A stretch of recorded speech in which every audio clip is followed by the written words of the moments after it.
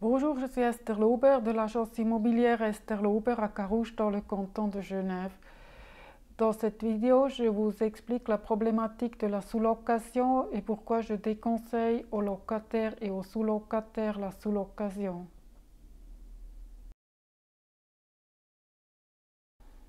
Une sous-location est la conclusion de bail à loyer entre locataire et un sous-locataire, c'est-à-dire le locataire cède l'usage de la chose au sous-locataire contre paiement d'un loyer.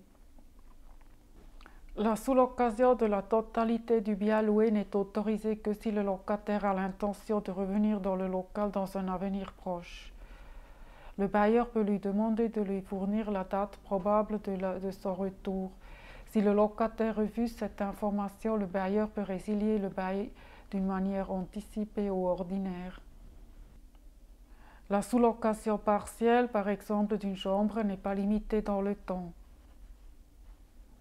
Un bail à loyer principal peut être conclu en vue d'une sous-location. Par exemple, un EMS loue une villa et sous-loue des chambres à ses pensionnaires. Le bail à loyer peut aussi prévoir qu'une sous-location est autorisée d'une manière générale.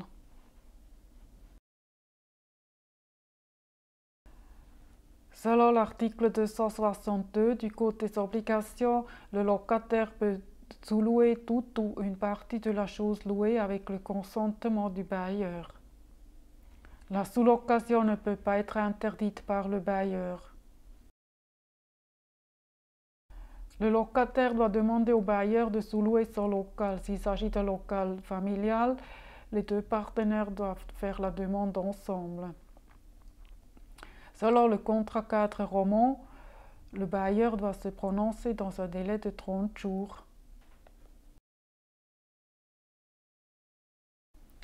Le locataire doit communiquer au bailleur toutes les conditions de sous-location, c'est-à-dire les coordonnées des sous-locataires, les loyers et les charges, l'objet de la sous-location, l'usage de la sous-location et la durée du bail de sous-location. En cas d'une sous-location d'un appartement, le locataire doit indiquer au bailleur quelles sont les pièces qu'il sous-loue et combien de personnes vont habiter dans ces pièces.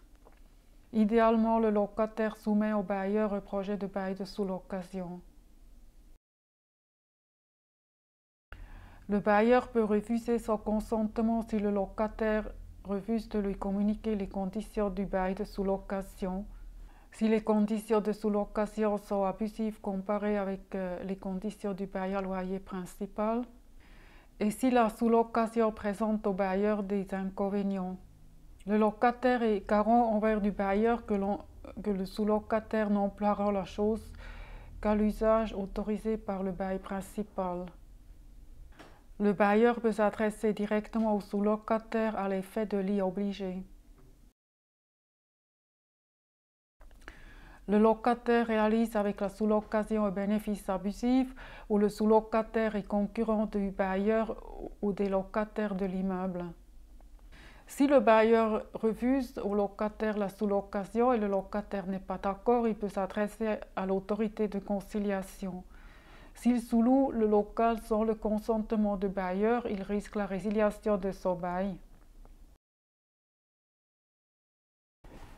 Si le locataire sous-loue son objet sans le consentement du bailleur ou s'il ne lui indique pas les conditions de sous-location, le bailleur peut résilier le bail d'une manière ordinaire ou anticipée selon le droit du bail, l'article 257F du Code des obligations. En outre, si le bailleur a subi un préjudice, il peut prétendre à des dommages et intérêts et il peut demander au locataire de lui restituer les bénéfices illicites de la sous-location. Le locataire répond au bailleur de tout dommage causé par le sous-locataire, y compris le paiement d'une indemnité pour occupation illicite si le sous-locataire ne quitte pas les locaux à la fin du bail principal. Le sous-bailleur a les mêmes obligations envers du sous-locataire comme un bailleur envers un locataire. Les exigences formelles légales sont applicables, y compris l'utilisation des formulaires officiels comme le formulaire pour l'avis de fixation de loyer, l'avis de modification du loyer pendant la durée du bail et l'avis de résiliation, etc.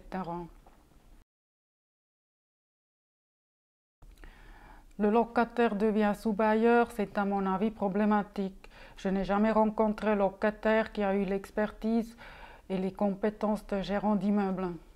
Au contraire, les sous-bailleurs que j'ai rencontrés n'ont eu que des problèmes et ont été piégés par des sous-locataires non solvables. Les problèmes et les erreurs suivantes sont les plus courantes. Le locataire ne demande pas le consentement du bailleur. Le bail de sous-location n'est pas fait correctement et contient des clauses nulles. La durée de sous-location dépasse la durée du bail principal. Les formulaires officiels obligatoires n'ont pas été utilisés et par conséquent, l'avis de fixation de loyer, les avis de modification de loyer et la résiliation n'étaient pas valables. Le locataire aimerait restituer le bail d'une manière anticipée, il ne trouve pas un sous-locataire successeur solvable.